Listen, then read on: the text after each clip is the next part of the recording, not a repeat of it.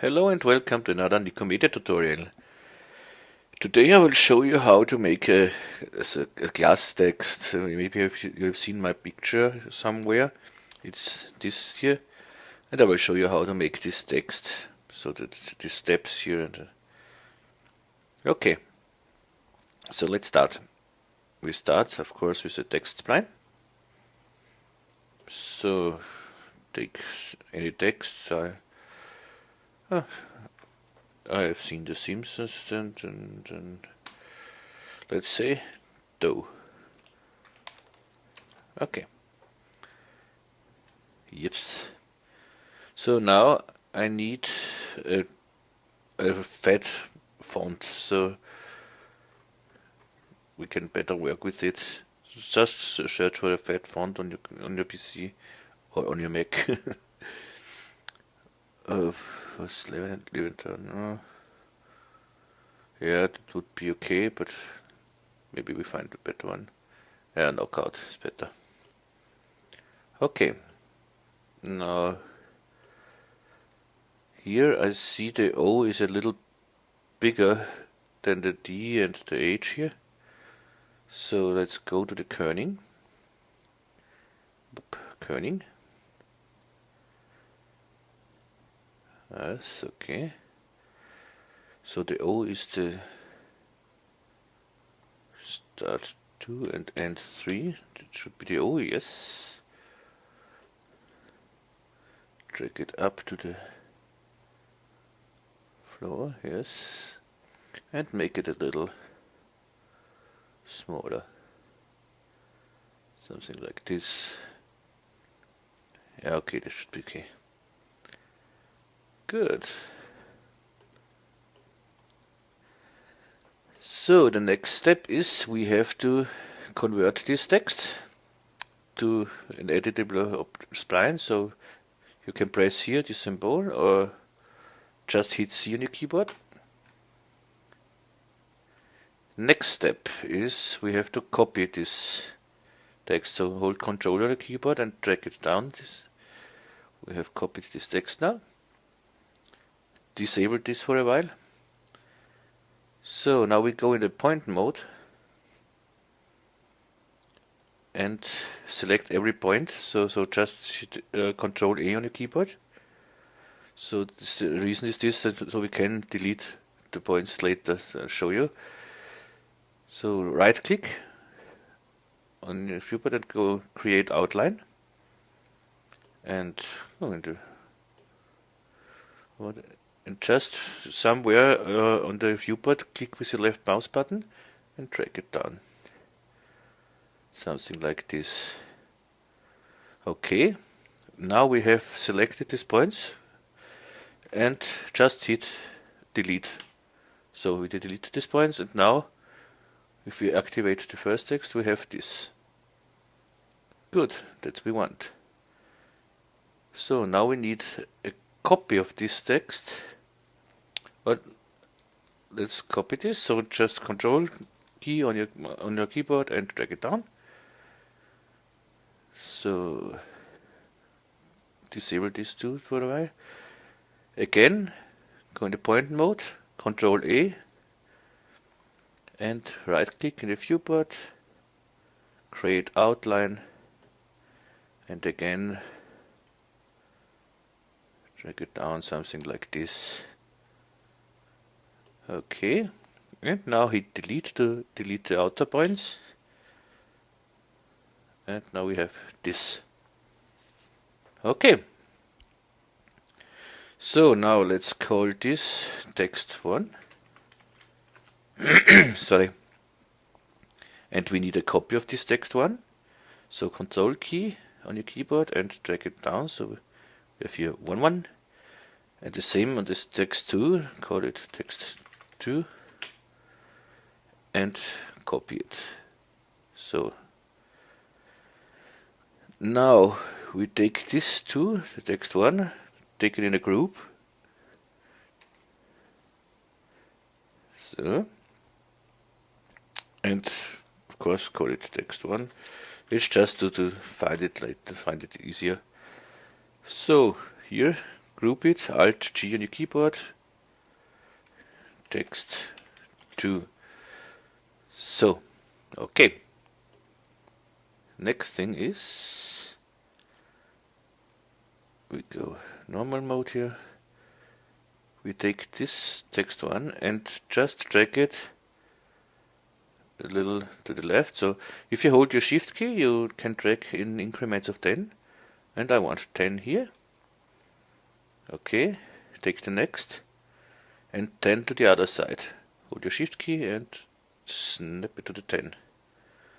Okay, now we take this 2 and 20. We have 10, we have this, and 20. And here 20 to the other side. 10, 20. Okay, now we get this. Okay. Next thing is to extrude everything. So first we extrude our main thing here. Let's say so. You need the extrude knobs. Hold the Alt key on your keyboard with the text selected. Alt key and press extrude. Okay, but this is too much. I want it here in the other direction and just -10. Okay. But -10. Oh, I'll show you later. The same I do here with this text, so with this whole group. Select the group, go, hold your Alt key and press extrude. Here nothing happens, you see, because at first I wanted -10 again, and here I have to check hierarchical. Then we have this. Same here. Select it, go to the extrude knobs, hold your Alt key and click it -10 and hierarchical. So now they are exactly on each other, but they shouldn't touch each other. So I take all 3 extrudes and go from -10 to -9.9. So now they don't touch, so normally you can see through. Here it's a little hard to see through, but they shouldn't touch. I think here you see it. Doesn't matter. Anyway, they shouldn't touch and they don't touch. Good. The next step is we want to bevel every single step of this. This is very easy with the bevel deformer here, but if you don't have the bevel deformer, it's a little complicated. So if you have the bevel deformer, you can forward the video if you want.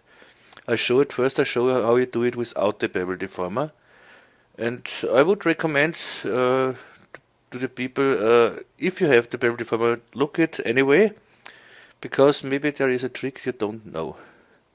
So, okay, we go to the extrudes, then we take the whole extrudes. Yep. Or no, first we have to put this whole. We have to make everything editable. That's the first thing. So, but I don't want to make everything at once editable, then connect and delete and. So I take an connect object here. Take these 3 extrude knobs, put it in the connect object, and now I make the connect object editable. And that's enough if I hit C on my keyboard. Check, you see, everything is connected. We don't need this selection tags. Just go once in the point mode with the connect object, and right click and optimize. So it doesn't look nice because the phone tag is on 180 and go back to 80, what is normal. So now it's everything just one object. And now it's hard. We want to bevel every edge here. Check, check, check, check, check, check, check, check, check, check, check. And this could be hard to select. If you go to now here, UL for loop selection, loop this, loop this, loop this, loop this, loop this, loop this, loop this, loop this, loop this. And here is a nice trick. Go to selection, select and go to Fong select, Fong break selection. And what we have here now is, you see it? Here every edge we need. Okay, here are some edges we don't need, but this we can delete later. But now we can select these edges with one click. Just click here to select all. And look what we get. Everything we need is selected. You find it, of course you don't find it just here, you find it under the selection here and Fong break selection here. Or UN on the keyboard. So, just have to delete some selections I don't need. So I don't need this, this and this. If you want it, you can do it, but I think it's nicer without this beveled. So, then in the O I have seen some mistakes. Here, here, here. Come on. Sorry. Here, here. Here, here, here. Here, dum, dum. Whoops. Here, here. Here. Here and here. Okay. And the D we have some minor problems. This, and then let's see here. Oops, this one. Control Z for to go back one step. So.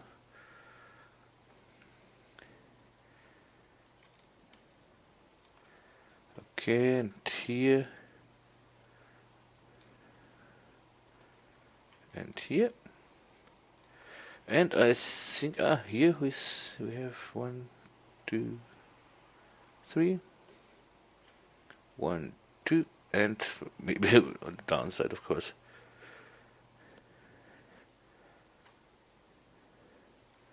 Okay, and so we have everything selected. Here I see we forgot something.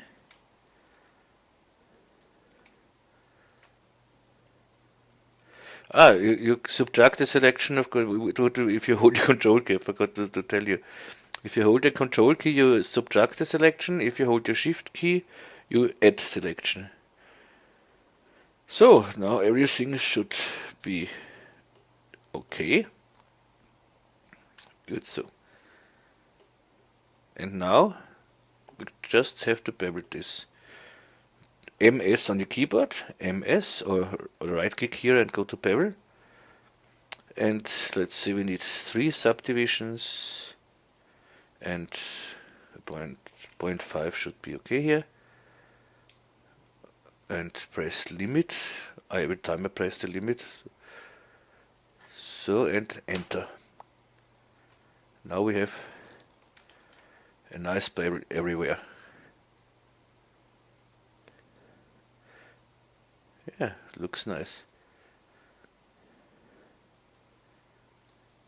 Okay. This is the way without the bevel deformer. Now I go back here, so until we come to our extrude knobs. So Control Z. I hope I have enough steps. Yep.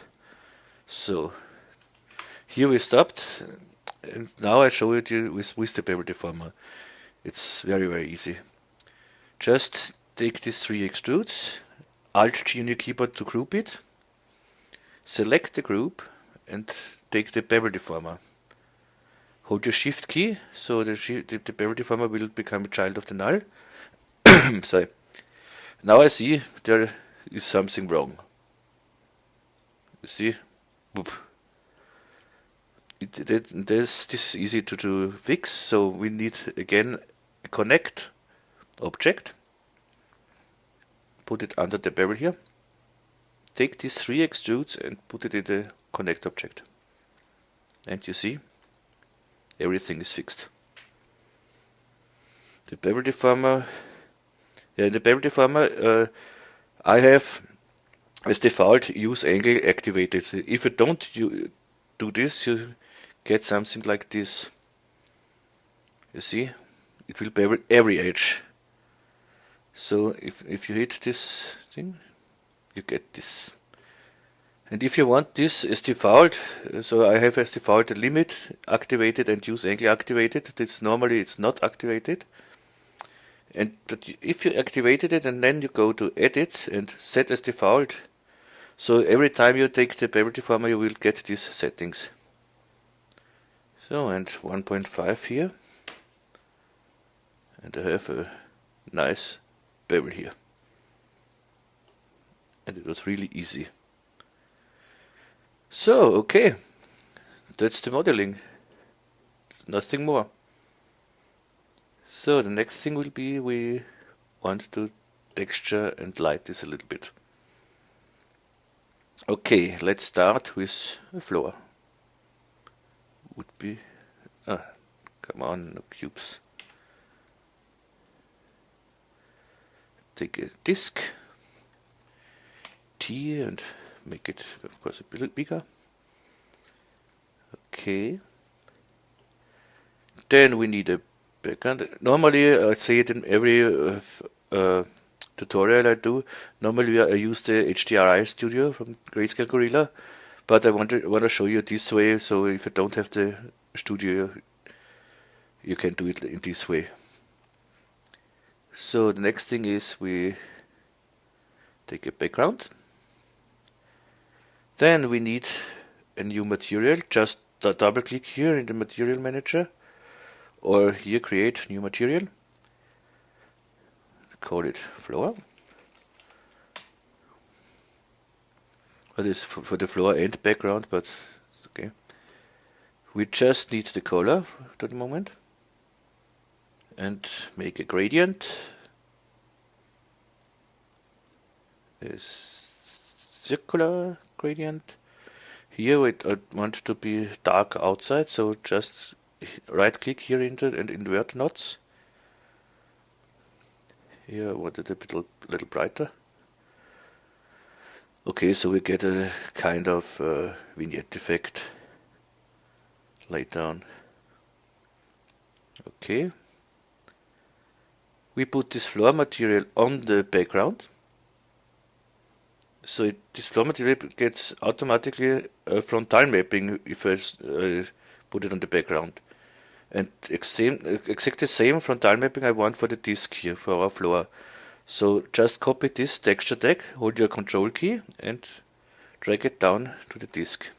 So these both are the same materials and the same mapping. The frontal mapping is important here. So then the disk needs a compositing tag, and here in the compositing tag we activate compositing background. So we get an infinite floor here. We should get an infinite floor, we see it later. Well, let's try what we get now, until now. Yeah, that's an infinite floor. Good. Next thing. We need a glass material. Double click here, take the material, name it glass. We don't need color. We need transparency, of course, and here a reflection from 1.517 is glass. Exit reflections I uncheck because they don't exist in real life. So okay. And the absorption color, I want light blue here. Something like this. It's okay for the moment. And a little blurriness. Then the reflectance. The reflectance is with the R17, I think in the R16 is the, and before you don't have it. But it's the reflection channel, so just put a little reflection on it. But here the default specular don't need. I need JGX. In the Fresnel, I want dielectric, and of course glass. Don't need, and here again about 10 roughness. Okay, that's it. This we put on the connect object. Whoops. Okay. Next thing is the render settings. We want physical render, of course. Okay, here this is less. This is the same. Here I had null, but because if you want it to reset it to the defaults, just right click on these arrows here. Right click and it goes back to the default. It's not in every settings, but in the most settings it works with the right click. Otherwise you go here and reset to default. Right click here and default. So next is I want ambient occlusion. We have transparency, so evaluate transparency, check. Next is I want GI. Effect GI, global illumination. Not Iridius cache, quasi Monte Carlo. Here a custom sample count of 16 is enough. Then here in the options, let's say reflection depth 5. We don't need 5, so 2 is more than enough. And this settings, it depends on the speed. If you do 5, the render needs longer, of course. So 2 is here okay. In the most cases, it's okay. So good, yeah, that's it for here. And output 850, yes, okay. Make 1000, not 100,000. Log ratio is checked, so 16 to 9. Good. Multipass don't need here. So, but for the global illumination, of course, we need some light. And I want to light this with an HDRI. And if you have seen my tutorials before, here I use the sIBL loader. You will find every link you need, you will find in the description to download it. In the description, in the links, everything is free, so don't worry. Take the sIBL loader, and here you have a lot pictures you can use, but I prefer here the studios, and I take this one. It's one of my favorites. Sorry. So, and apply preset. This is, but I don't want to see the background here. See, I don't want to see it. So I go in the sIBL set and go to the background. And this background has an compositing tag. Click on it, on this compositing tag, and uncheck seen by camera, so we don't see it. And now let's render this thing and let's see what we get. We get something like this. Okay. Yes. So of course now we have to play with the material. It's not blue enough for me. So I go from the 100th absorption distance, I go to a, let's say, 50 for the beginning. And you will see it getting darker here. So 50 should be okay. and let's render it in the picture viewer. And here we need it. Yeah, go to 100. Video screen 100%. So okay. And again, maybe to 30. And maybe here a bit color. A little bit. So okay. Render again.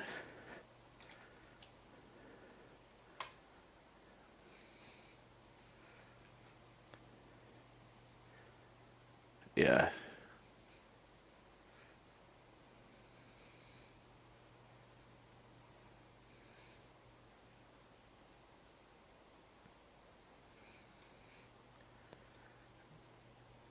Okay, that's a little too dark for me, so go here. Make it brighter, and here go to 40. And change the render settings here to adaptive. Moment here. Make a new render setting. So let's say this is the low render setting. Then right click and new child. And here we make middle render setting. To rename it, just double click on the name, so you can rename it. So here middle, and we go from the physical from progressive to adaptive. I take automatic here, and let's say 30% for the moment. Sorry. Let's see what we get. Just let render.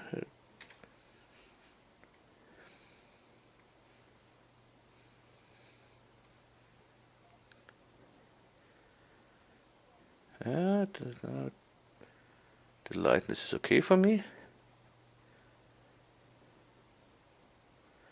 The blue is nice for me. Everything looks quite nice. Okay, but the white background is a little boring. Ah, yeah, my mistake. It's I don't know why MagicCenter do this. I have activated here this render setting, but it don't use this render setting if I have activated. I have to click this rectangle, this white rectangle, then it's activated. It's a little stupid, but what else? So now I have activated these render settings, and now I have these adaptive render settings, and render it again.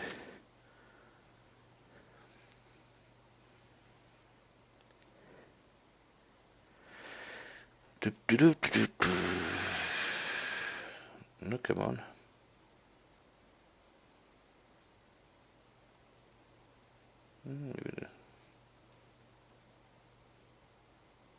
Maybe the settings are a little too high.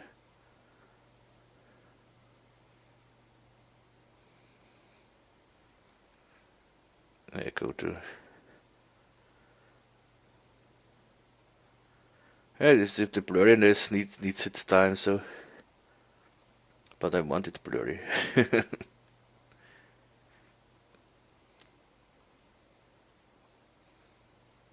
But we can go and stop this render. Let's try the same with 50 here. And this should be everything the same like before, yes. 50 is okay. Try it again.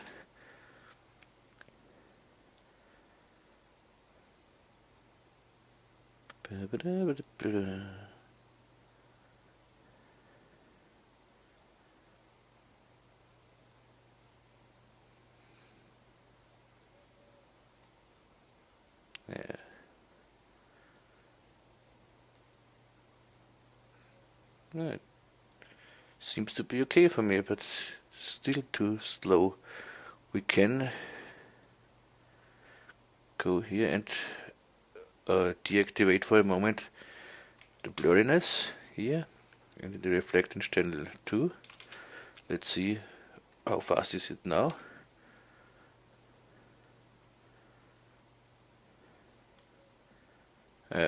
Of course.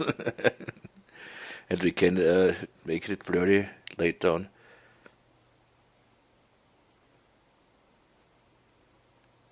But I think it's okay. Yeah, but the white background is too boring. So let's... I do the roughness back, so 1010. And I code it physically and make here a 90, doesn't matter. So just to see how it looks like. So now I go in the floor and I want another background. So, and the floor material is the same like as the background, so we will get this infinite floor look. And I want, let's say, blue with an orangey thing. Should be funny, because with the orange and with the blue we should get some green glass and something else too. Let's see if it's true. Okay, here just delete this point, this knot here, drag it out, and that's it. And copy this point, this knot, so hold your control key and drag it to the side. So it's copied, and this I do just a little darker, and I get this and render it.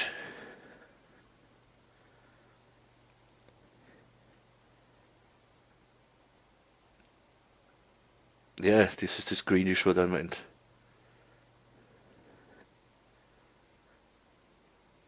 Yeah, that looks funny.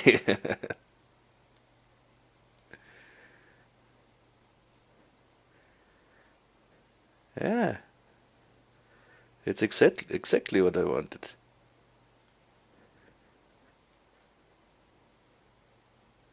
Great.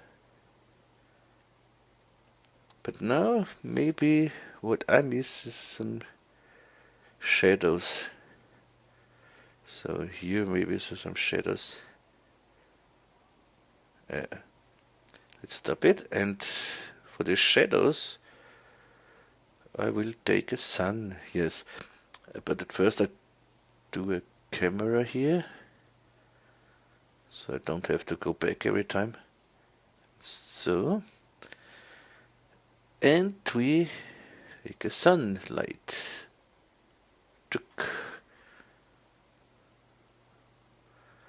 Okay, sun, go into something about 11 o'clock. Nope. What's this latitude? Whoops. Okay, something like this. Okay, now I delete my sun tag here, so I can do with the sun whatever I want. And I go to the options and activate the shadows, so I see where we are with the shadows. And I see I don't like it like this, it goes in the background, so I go to the rotation. And so I can't rotate the sun really nice, so I go to here, to the coordinate system, to the world coordinates. Now I can rotate the sun, and you see the shadow, look at the shadow. And I see exactly where the shadow goes. This should be okay. Activate the camera. Yeah. Deactivate the shadows now and make another render. Whoops.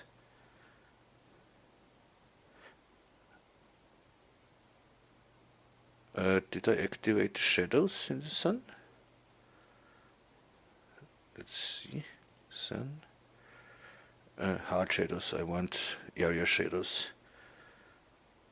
But we see the shadows, and the shadow gets this color from the glass, so it looks really nice.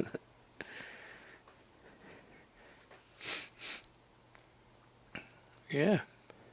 And you see the steps here in the shadow as well. Yeah, that's it.